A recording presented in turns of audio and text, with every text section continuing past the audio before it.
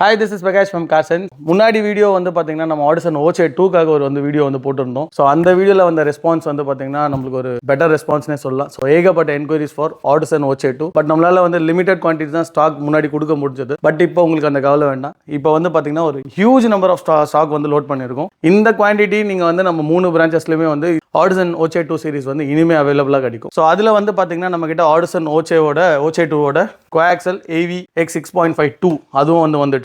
And then AVK6S2 அப்படின்ற ஒரு component வந்திருக்கு. And then AVK6AP2 ஸோ இந்த காம்பனண்ட்டுமே இப்போ நம்ம கிட்ட அவைலபிளாக இருக்கு. And then AVK6P2 அப்படின்ற ஒரு 2-வே காம்பனண்ட் அவைலபிளாக இருக்கு.